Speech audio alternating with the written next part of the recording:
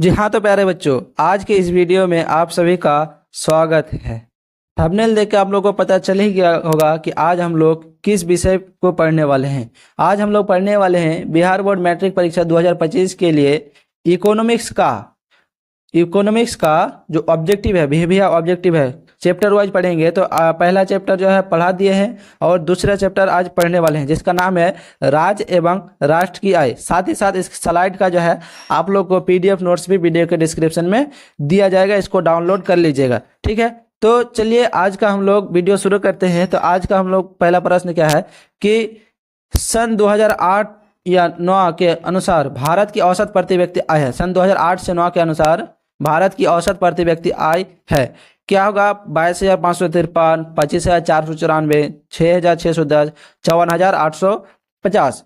ठीक है, तो इसका सही आंसर क्या हो जाएगा? 25,494। अगला क्वेश्चन है, फूट डालो और राज करो की नीति अपनाई। फूट डालो और राज करो की नीति किसने अपनाई? ऑप्शन है अंग्रेजों ने, व्यवसाय प्रधान, उद्योग प्रधानों ने और उपयुक्त ने। तो फूट डालो और राज करो की नीति किसने अपनाई थी? अंग्रेजों ने अपनाई थी। अगला क्वेश्चन है कि बिहार के किस जिले का प्रति व्यक्ति आय सबसे अधिक है? बिहार के किस जिले का प्रति व्यक्ति आय सबसे अधिक है? तो इसका ऑप्शन है पटना, गया, शिवहर, नालंदा। तो इसका सही आंसर क्या हो जाएगा? पटना। पटना जिला का जो है सर्वाधिक प्रति व्यक्ति आय है, अधिक है। चलिए अगला क्वेश्चन है कि सतत विकास है। सतत विकास का अर्थ क्या है? ऑप्शन है कि अपने तथा आने वाली संतति का केवल अपना, केवल दूसरों का या उपयुक्त में से कोई भी नहीं। तो क्या होगा इसका आंसर? अपने तथा आने वाली संतति का केवल। ठीक है, अगला क्वेश्चन है कि श्रम का पारिश्रमिक है। श्रम का पारिश्रमिक क्या होगा?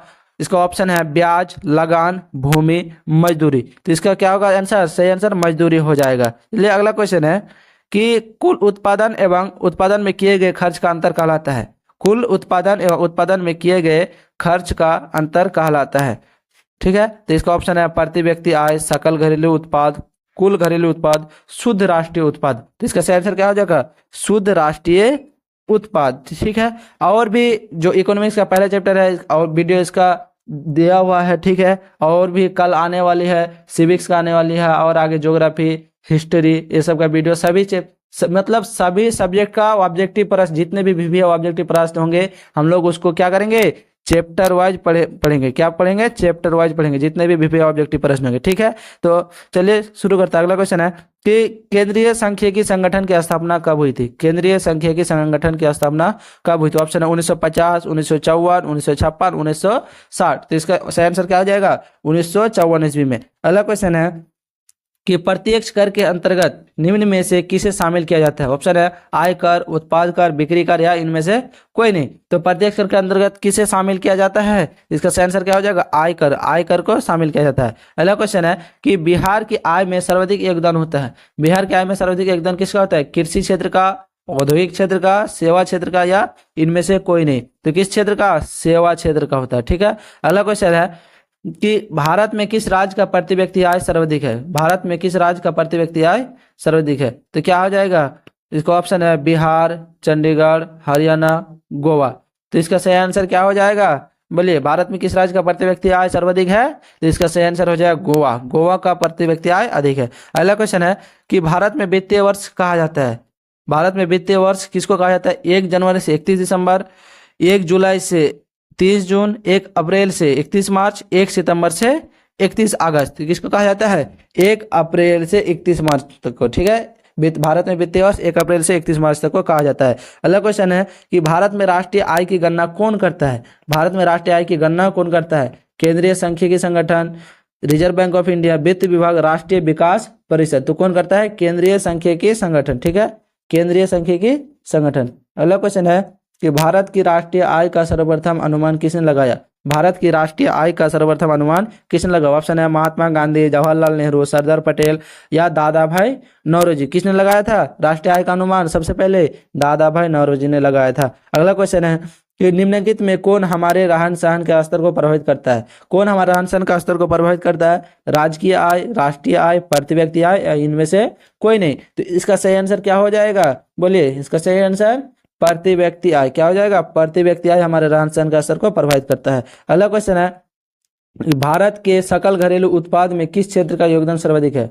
भारत के सकल घरेलू उत्पाद में किस क्षेत्र का योगदान सर्वाधिक है? ऑप्शन है कृषि क्षेत्र, औद्योगिक क्षेत्र, सेवा क्षेत्र या इनमें से कोई नहीं, तो किस क्षेत्र का होगा, सेवा क्षेत्र का योगदान सर्वाधिक है। अगला क्वेश्चन है कि गरीबी के कुचक्र की धारणा किसने दी है, गरीबी के कुचक्र की धारणा किसने दी है, ऑप्शन है अल्फ्रेड मार्शल, केन्स, पीगू या रेगनर नर्स, रेगनर नर्स होगा, ठीक है। तो 16 नंबर क्या हो जाएगा आंसर आप लोग का, 16 नंबर हो जाएगा रेगनर वॉस, इसका सही आंसर क्या हो जाएगा, रेगनर वॉस। अगला क्वेश्चन है कि आय तथा उपभोग का अंतर कहलाता है, आय तथा उपभोग का अंतर कहलाता है, क्या कहलाएगा, निवेश, बचत, राजस्व या व्यय, तो क्या कहलाएगा, बचत कहलाएगा, ठीक है। अगला क्वेश्चन देखते हैं कि वर्ष भर में किसी देश में अर्जित आय की कुल मात्रा को क्या कहते हैं, क्या कहते हैं, प्रति व्यक्ति आय, औसत आय, राष्ट्रीय आय, इनमें से कोई नहीं, तो क्या कहेंगे, राष्ट्रीय आय कहते हैं, ठीक है। अगला क्वेश्चन है कि गरीबी रेखा निर्धारण हेतु ग्रामीण क्षेत्रों के लिए प्रति व्यक्ति प्रतिदिन न्यूनतम कितनी कैलोरी निर्धारित की गई है, ठीक है। गरीबी रेखा निर्धारण हेतु ग्रामीण क्षेत्रों के लिए प्रति व्यक्ति प्रतिदिन न्यूनतम कितनी कैलोरी निर्धारित की गई है, ऑप्शन है 2100 कैलोरी, 2200 कैलोरी, 2400 कैलोरी और 2600 कैलोरी, तो क्या हो जाएगा, 2400 कैलोरी निर्धारित की गई है। अगला क्वेश्चन है कि poverty and un British rule in India नामक पुस्तक किसने लिखी, ये बुक जो है किसने लिखी थी, तो ऑप्शन है पीसी महालनोबिस, दादा भाई नौरोजी, पूर्व मार्शल या पुरोकिंस, तो किसने लिखा था, दादा भाई नौरोजी ने यह बुक लिखा था, ठीक है। अगला क्वेश्चन है कि निम्न में से किस विधि के अंतर्गत उत्पादित अंतिम वस्तुओं के मूल्य में जोड़कर राष्ट्रीय आय की गणना की जाती है, तो इसका सही आंसर क्या हो जाएगा, ऑप्शन में है कि आय विधि, व्यय विधि, मूल्य योग विधि या इनमें से कोई नहीं, इसका सही आंसर क्या हो जाएगा, मूल्य योग विधि, क्या हो जाएगा, मूल्य योग विधि। अगला क्वेश्चन है कि 1921 में सरकार द्वारा गठित राजस्व आयोग के अध्यक्ष कौन थे, 1921 में सरकार द्वारा गठित राजस्व आयोग के अध्यक्ष कौन थे, ऑप्शन है इब्राहिम रहमतुल्लाह, जे.एम. किन, जमशेदजी टाटा या घनश्याम बिरला, तो कौन थे, इसका सही आंसर क्या हो जाएगा, इब्राहिम रहमतुल्लाह, ठीक है। अगला क्वेश्चन पे चलते हैं कि भारत में प्रथम औद्योगिक नीति की घोषणा कब हुई, भारत में प्रथम औद्योगिक नीति की घोषणा कब हुई, 1949 ईस्वी में, 1956 में, 1990 में या इनमें से कोई नहीं, तो किस कब हुई, 1949 ईस्वी में, ठीक है। अगला क्वेश्चन है कि पीसीआई का अभिप्राय क्या है, पीसीआई का अभिप्राय क्या है, तो ऑप्शन है पर कैपिटा इनकम, पर capital income, per capita investment, पर कैपिटल इन्वेस्टमेंट, ठीक है। तो इसका सही आंसर क्या हो जाएगा, पर कैपिटा इनकम, ठीक है। अगला क्वेश्चन पे चलते हैं, राष्ट्रीय आय का अर्थ है, राष्ट्रीय आय का क्या अर्थ होगा, सरकार की आय, सार्वजनिक उपक्रमों की आय, पारिवारिक आय या उत्पादन के साधनों की आय, ठीक है। तो राष्ट्रीय आय का अर्थ क्या हो जाएगा, उत्पादन के साधनों का आय। चलिए आज का हम लोग का क्वेश्चन खत्म हुआ, इस चैप्टर से जितने भी महत्वपूर्ण ऑब्जेक्टिव प्रश्न बनते थे वो हमने आप लोगों के बीच पढ़ा दिए, ठीक है। और इस वीडियो अगर पसंद आई हो तो वीडियो को लाइक कीजिएगा, शेयर कीजिएगा और चैनल को सब्सक्राइब कर दीजिएगा। थैंक्स।